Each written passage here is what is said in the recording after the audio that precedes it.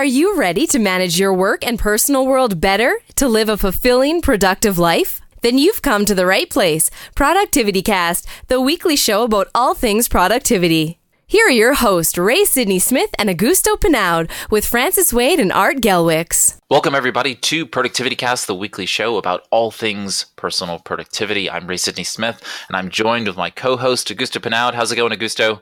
It's going well. Good morning. Hello, and we have Art Gelwicks with us today. How's it going, Art? Doing pretty well so far, guys. How about you guys? I am doing well. I'm glad to hear you're doing well, and we're going to hope that our listeners are doing well.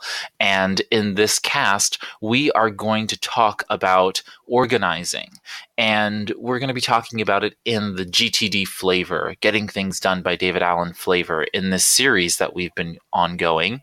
And we're going to talk about the idea of what is organizing? How do we define organizing, at least in the context of getting things done? We'll then talk about how each of us organizes our projects, next actions, and other items, whether that be in a traditional list or otherwise. And then we're going to talk about some of the challenges that we know people face in getting organized in GTD, and then maybe how to overcome them, or at least commiserating with you about the travails of getting organized in GTD. So let's start off with the definition of getting organized.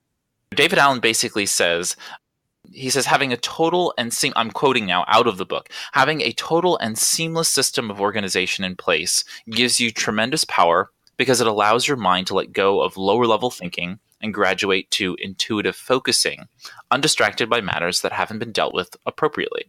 But your physical organization system must be better than your mental one in order for that to happen. So being organized means nothing more or less than where something is matches what it means to you. So that's getting organized in David Allen's definition.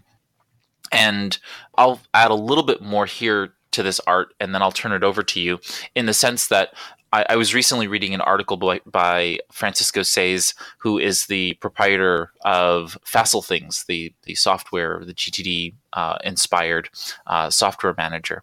And he starts off his article here with something that's actually very salient. He says, quote, "While some people believe that GTD is a personal management system, somewhat complicated to implement, the truth is that it's extremely simple. Technically, it's just about managing lists. And that's something that is available to all of us. Lists let you capture an inventory of all your activities and review it when necessary." End quote. So in essence, Francisco is absolutely right. David Allen is basically saying here that what you want to do is to be able to have an external physical system, whether that's physical or digital, but basically an external system that should be airtight so that your mind can relax. And it is really all about managing lists. I do agree with that very much. It is absolutely about managing lists. But the problem is that the term list almost creates a difficulty, because I can't help but go back to that old chestnut, a place for everything and everything in its place. When you're doing like physical decluttering, that's one of the things that comes up.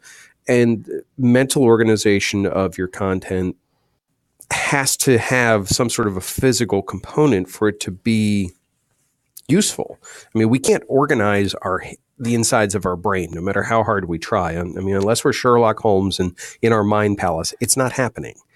So we have to have some sort of a construct that's helping us organize. So to me, defining that, following that chestnut of a place for everything and everything in its place, really helps me galvanize around the organization piece. The problem I get into with that is not going down the rabbit hole of everything having its own spot, really thinking about like the Chinese herbalist medicine cabinets where every little thing has a drawer. That's almost to a level of minutia where it becomes unmanageable too. So to me, the organization is, if you need something, can you get to it?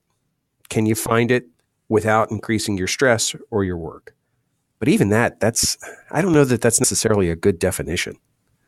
Organizing for me is to be able to put the things in the place I'm going to find them when I need them, if that make any sense, is how you are going to get all that input and put it in a way that you are going to be able to find it in the easiest and most effective way when you're actually going to need it to do something about it. Right. I think the great example is Sean Acker in his book, and the name is escaping me now, but I'll put the link in the show notes.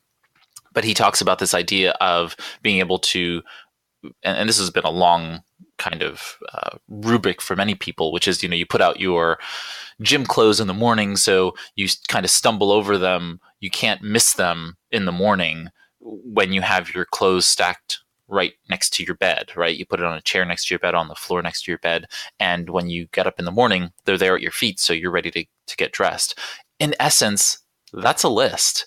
It's a trigger, right? It's basically you're incapable of missing it. Unless you learn to levitate, you should be able to see your clothes sitting there in front of you in the morning.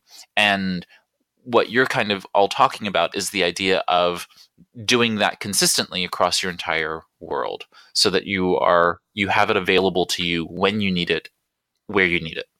Additionally, when I talk and coach and work with people, and they tell me, well, that organizing part is difficult, I tend to tell them, well, let's change the perspective on this and think that being organized, it's really a gift you are giving to yourself, because you don't organize the stuff that, yes, is to find it on the moments you need it the most. Yes, is so you can be effective. Yes, is looking at, if you pick that example, is looking at your calendar the night before and saying, geez, tomorrow I have a really packed day, and unless I do my exercise first thing in the morning, it's not going to happen. Then you quickly reorganize that.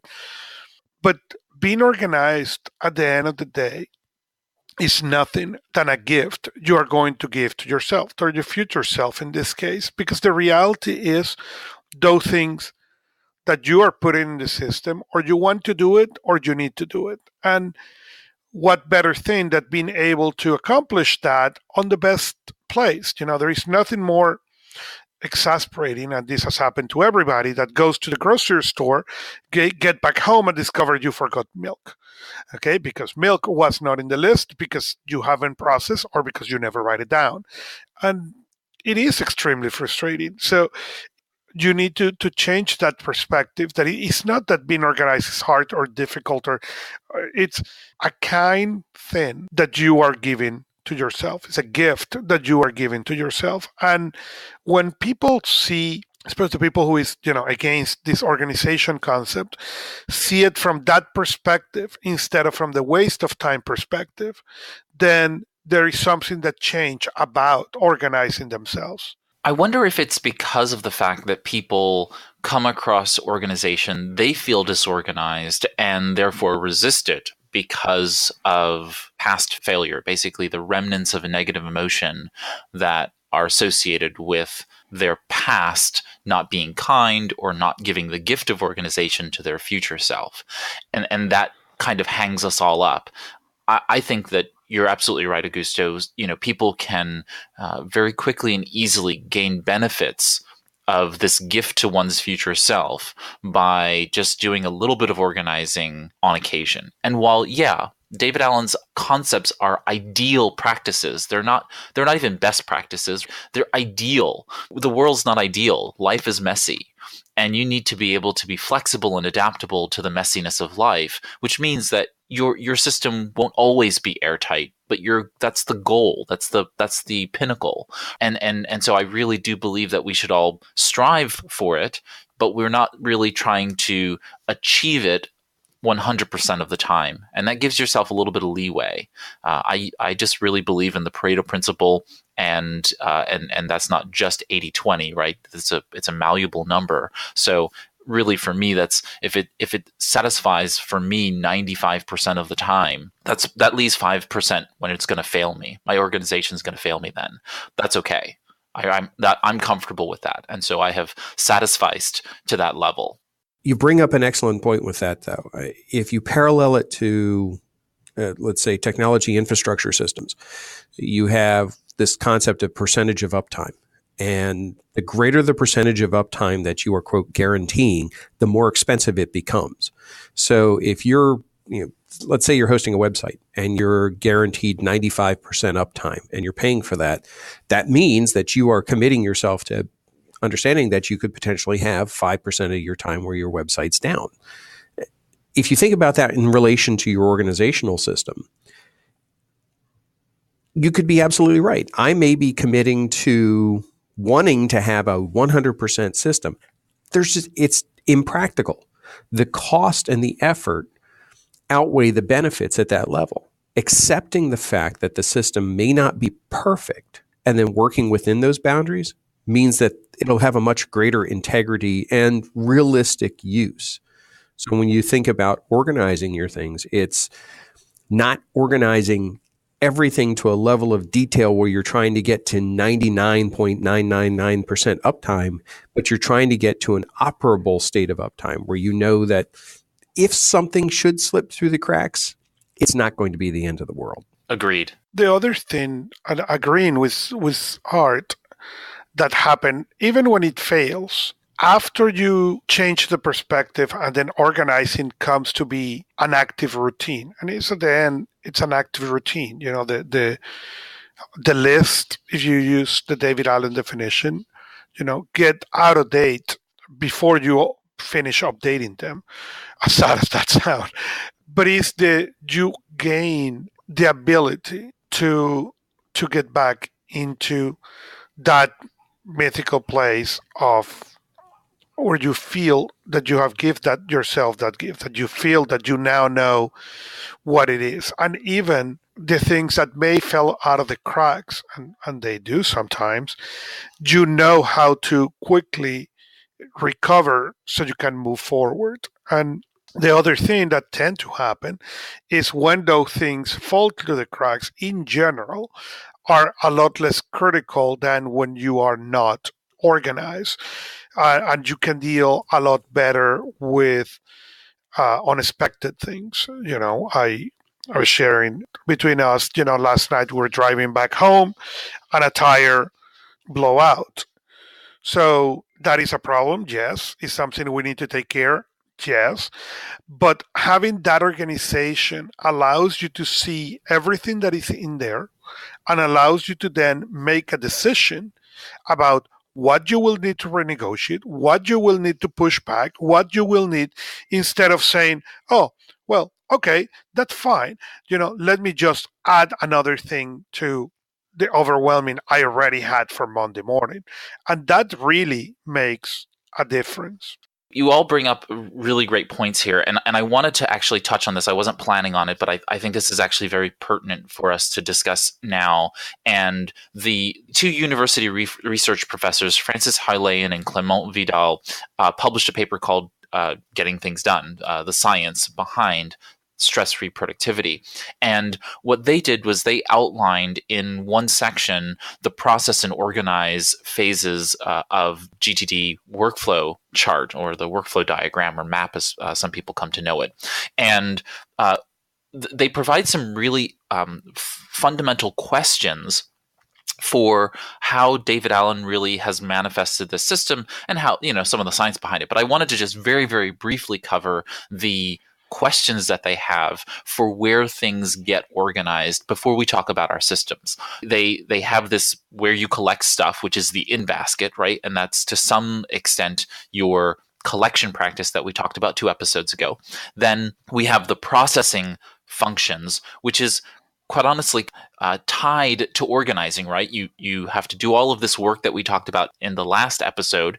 And we talk about how we think about what the things are and decide the actions or projects associated with those things. And then they give us these questions. And so they say, if it comes into our in basket and we say, does it require action? And we say no, we then need to ask the question, is it worth keeping? If it's no, it gets eliminated. It goes into trash. If we say yes to that question, we then ask the additional question, could it require action later? If the answer is no, it goes to reference. If the answer is yes, then it goes to someday maybe. And then we have to then put it in someday maybe and queue it for some other time for us to be able to reconsider it, because now it's in incubation, right? It's being incubated and now needs to be that. That's the one side of it for does it require action? No. If it says does it require action? Yes. Is there more than one action needed? We determine the next action.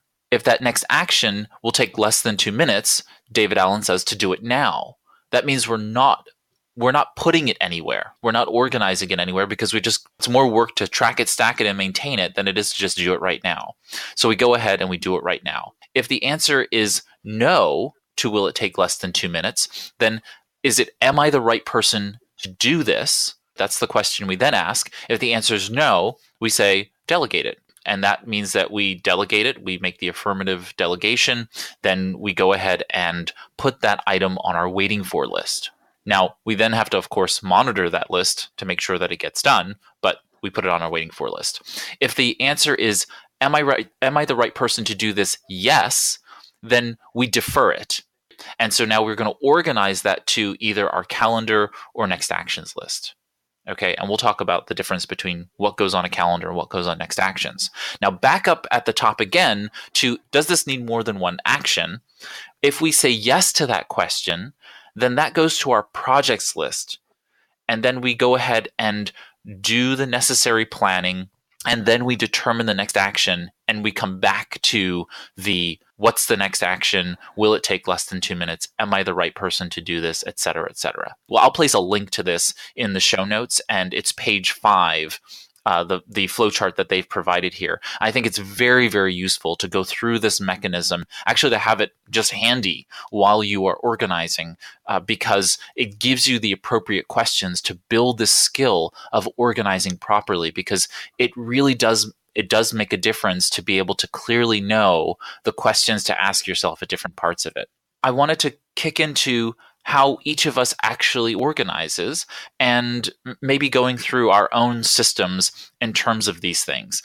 Let's talk about difference between organizing actions in the calendar versus in lists. Now, many people have a misunderstanding. There's a misunderstanding about what a calendar is, okay? So a calendar is a list. It just happens to be a list with a different view. And like many calendars, software and physical, analog calendar tools, you can have an agenda where the calendar looks like a list, hour by hour. You can have it by day, week, month. You can even have a year-long calendar view. But the point is that a calendar is just a list of date, times, and a description of what is going to happen at that date and time. So a calendar is a list, just like any others, but they happen to be what David Allen calls the hard landscape, because you can't change time. Only the things that you do in that time are fungible, but the time itself is not. So how do we decide the things that go into the calendar versus those things that go into other lists? And David Allen gives us 3 categories, and then I'd like to hear your thoughts on this, gentlemen.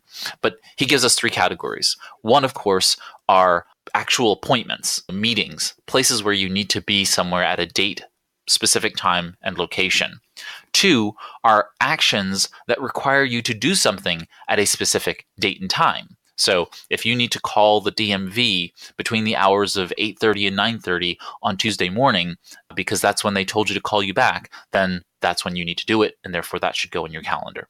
Then the third item is reference items that you need on a specific day. And he gives typically the example, I believe the example he gives is you have an airline booking ticket, and airline booking number, and you need to go ahead and take that flight number or that ticket number, and you throw that into your calendar as maybe an all-day event that doesn't take up the whole day, but it's just available to you on that day, so that you have it available to you when you need it, because that's easy access, at least in terms of a digital calendar system. I suppose that it would work also in an agenda, right? Because if you just flip over into a physical agenda book and you have your flight number and your flight confirmation code written there at the top of the day, then you have it at easy access.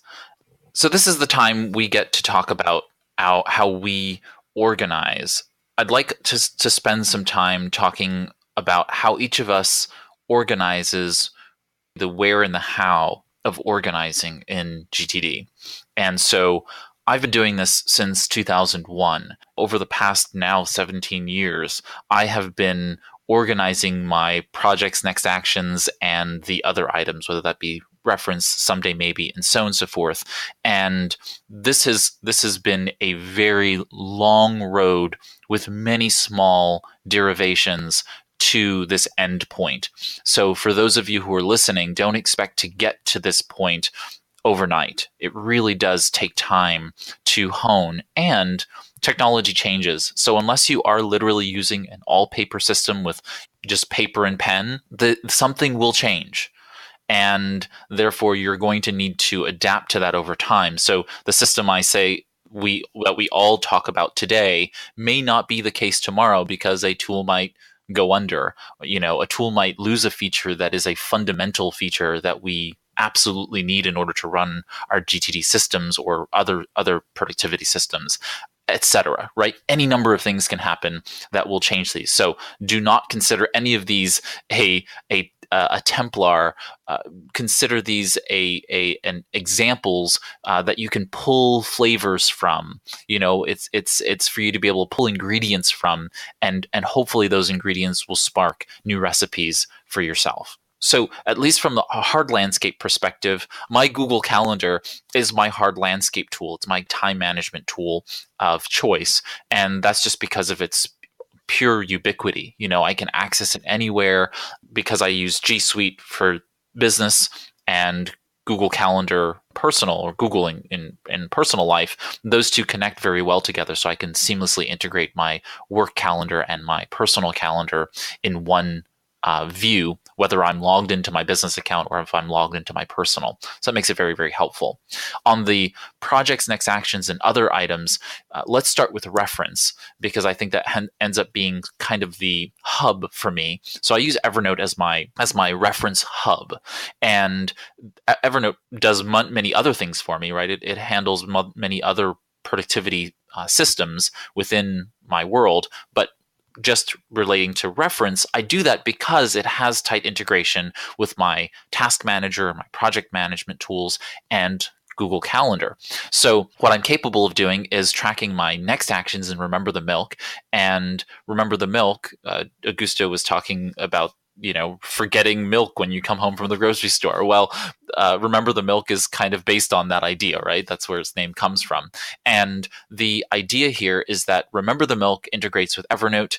And so I'm able to track my next actions in Remember the Milk. And if I capture something to Evernote and it is action based, I just need to click on my integration with Remember the Milk, and the Evernote note becomes a task item in Remember the Milk in my inbox, right? So now I can go ahead and organize it appropriately in Remember the Milk. And then I also use Asana and Trello for different parts of the business. So some projects are in Asana, some projects are in Trello, and that's just by virtue of my client base and how company develops. So that's what we do.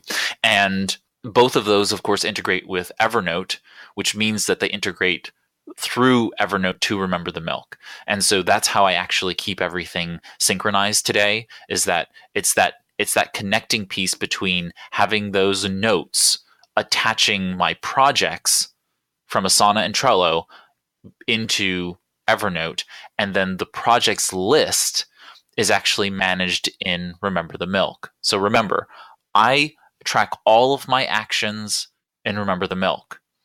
Asana and Trello are for project management, and therefore I'm only keeping my team apprised of what I'm doing in one of those tools. I am not tracking or managing tasks in those tools.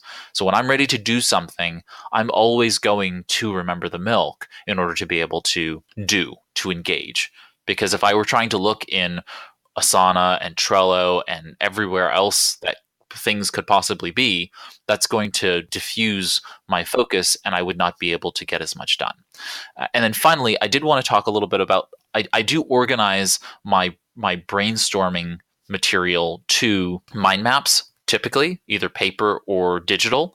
And so I use Mind42, which is an online tool. It's a very simple online tool, and I pay for the tool to get rid of the ads in the interface, but it's completely free. Otherwise, you can use it free with the ads, and I don't think it would be that disturbing. But I just wanted to support the project, and so Mind, the number 4, the number 2.com, and it's fantastic. I really enjoy using it, and it imports and exports to many different formats, so that you're able to upload and download locally if you need to work offline. You can use download a free mind management tool like FreeMind, which is an open source project, and you go ahead and download it from Mind42, work on it offline in FreeMind, re-upload it from FreeMind back into Mind42, and you're good to go. So you have a lot of flexibility with regard to mind mapping. But I do organize my brainstorming within the mind map, and then I usually will export that brainstorming mind map into my project plan in Evernote. And then that becomes the project. And so it becomes very easy for me to connect project support and or a project within the notes of an Evernote note and linking that back to my Remember the Milk project later. Mine is actually pretty simple. I use OmniFocus, and OmniFocus handle task and everything related with projects.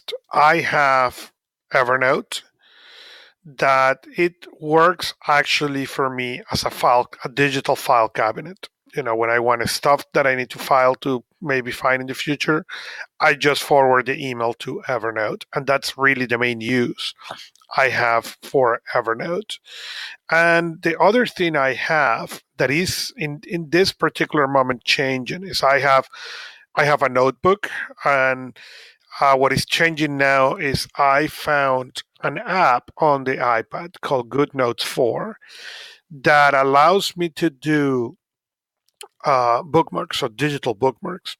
So that way allow me to keep the information in there, but allows me to find it easy. I always have liked to have that notebook power, and I really enjoy having the ability to be able to go to the index and find the stuff, all the documents in here. So whatever is active that I need to have taking notes or reference or stuff, it's all in that digital notebook. And whatever is already for filing that I may or may not need in the future gets to Evernote. The rest is on OmniFocus.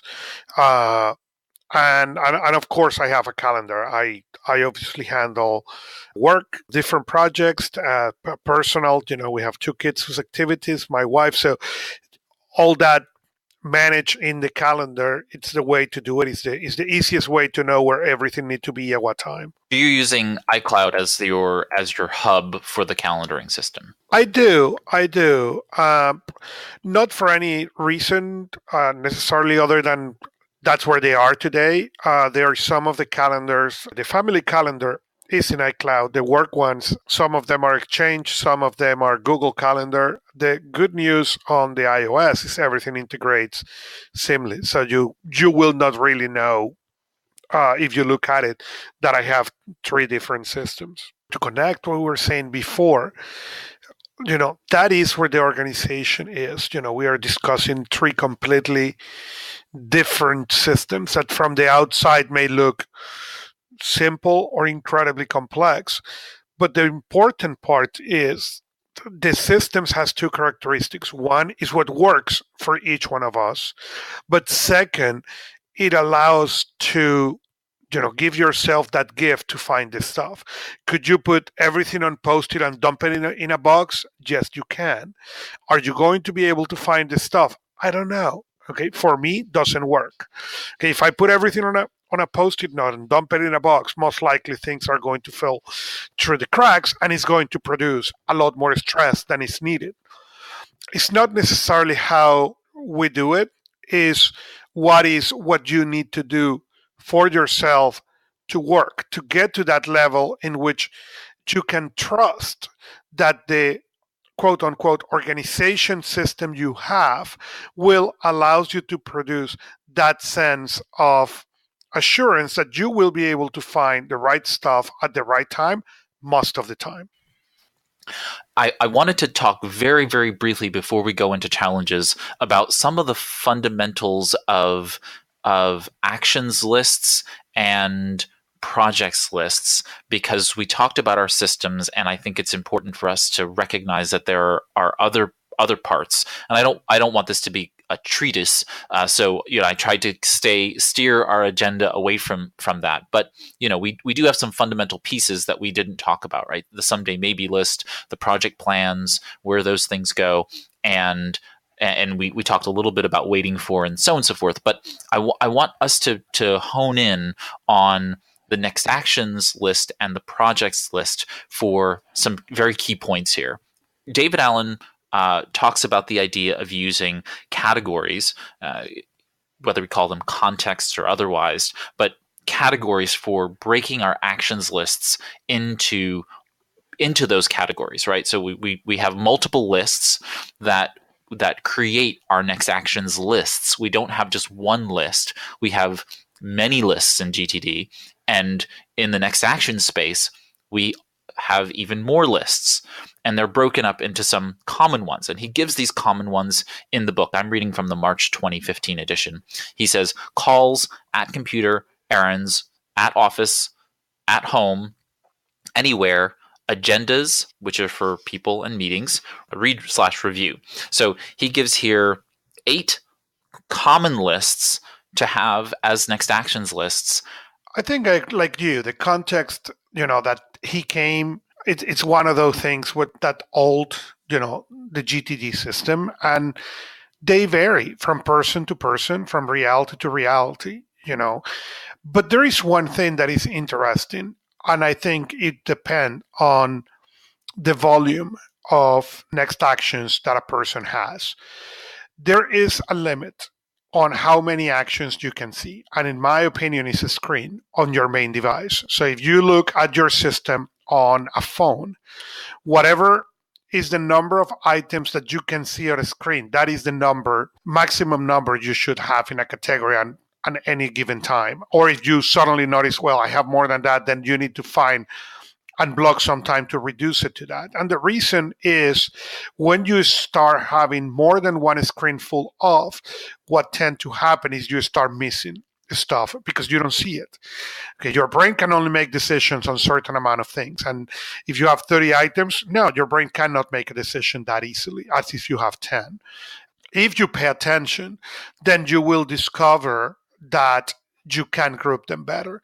And the second thing is, when you group them better, even if seems a lot more granular, what you are doing is you are able to batch work much better. If you have on an old at computer list, 40 things, and happen that 7 of them are in Excel, it's much faster to have a context call at Excel, where you are just going to tackle everything that requires you to think on a spreadsheet format, than go from different items and then go from one software to another one, because Will allows you to keep that perspective of what you are doing in Excel to tackle stuff a lot more faster. I'll be the GTD apologist at the moment, and make sure that I do note that David Allen actually covers this in the book, and he does say here, you'll probably find that at least a few of the following common list headings for next actions will make sense for you.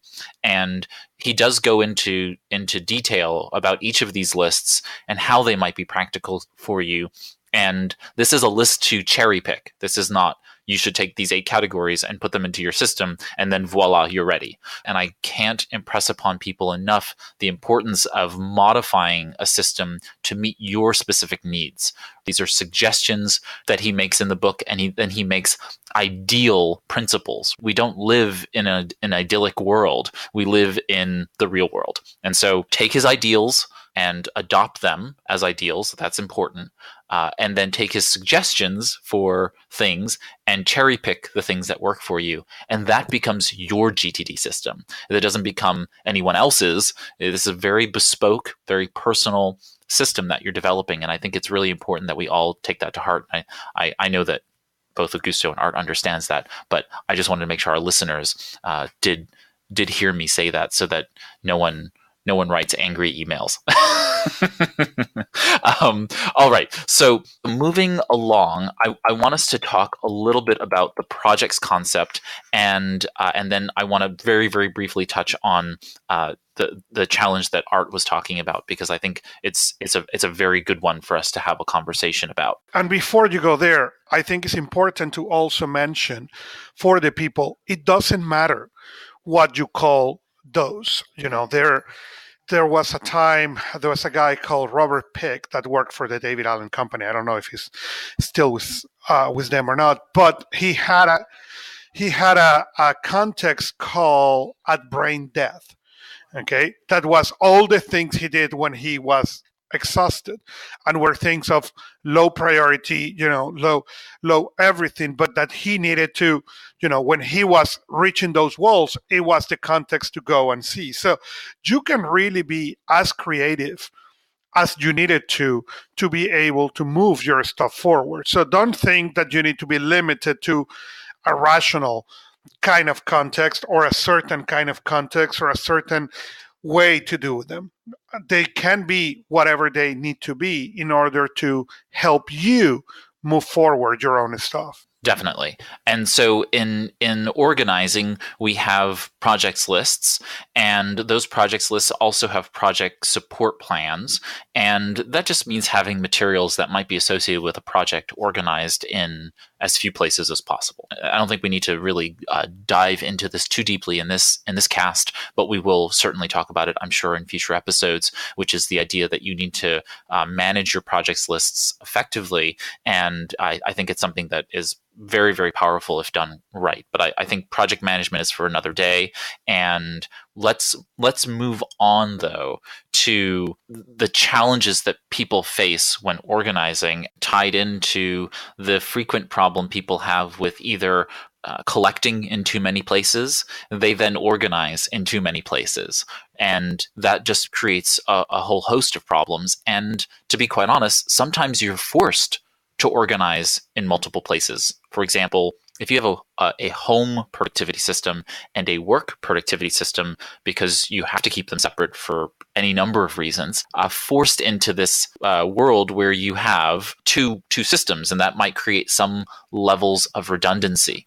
I don't have a problem with redundancy as long as it helps to make you more productive, or at least helps you to be more productive.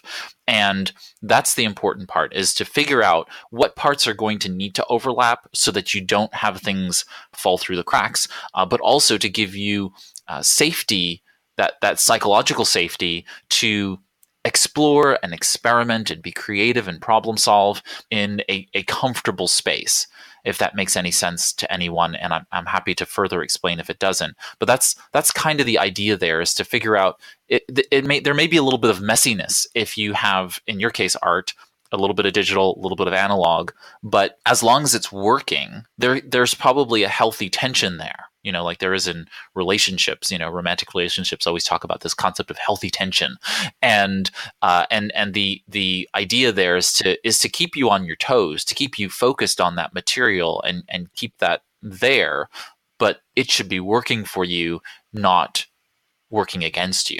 Like Art, I have checklists for organize my organization, and the reason for that is I'm trying to be kind with the non-so-intelligent part of myself. For example, I have a list for when I travel, everything that should be in there. Could I think about it every time? Yes, I can.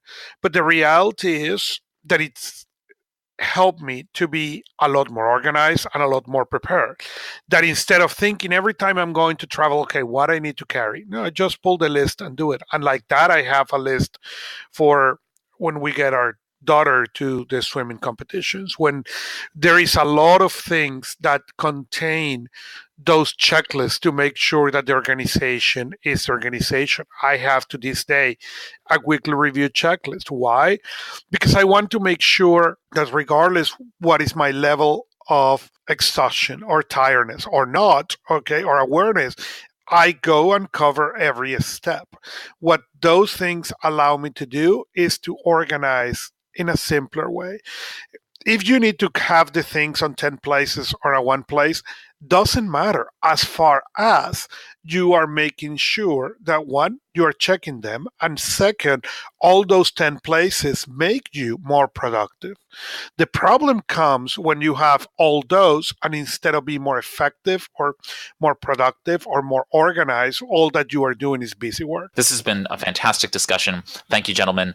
In closing, I just want to make sure that we are, next week we are talking about the review and reflection area of getting things done. So in the next episode, look out for us in our discussion about reviewing and reflecting within the GTD methodology. This is going to be a really fun discussion, I think, very informative discussion, because I think there's a lot of material here where people sometimes get conflated with what is the weekly review and that which is just review and reflection. And while the weekly review is a fundamental piece, we'll talk about that in its own separate episode. We really are going to get into the details of reviewing and reflecting. So, do you have a question or comment about this cast or something we discussed? If you're listening from anywhere other than the podcast website, we invite you to jump over to productivitycast.net/041, the episode number. There at the bottom of the page, you can go ahead and leave a comment or question. One of us will be glad to respond. Here on productivitycast.net/041, you'll find the show notes. So links to anything we discussed are easier to jump to from the show notes, and you can learn how to subscribe to the podcast on the website. So that's great. Do you have any? If you have another question about personal productivity, please visit productivitycast.net/contact, and you can either leave a voice-based message or a text-based message, and that'll shoot out to us, and we'll be happy to respond either to you directly or, if it's pertinent, here on the show. Thanks to Augusto and Art for joining me here on this cast. And if you could, please add a rating or review on iTunes or Stitcher for kudos and to help us grow our personal productivity community of listeners. So thank you. That brings us to the close of this episode of ProductivityCast, the weekly show about all things productivity. Thank you, Art and Augusto, for joining me here today. That's it for this Productivity Cast, the weekly show about all things productivity, with your hosts, Ray Sidney Smith and Augusto Pinaud, with Francis Wade and Art Gelwicks.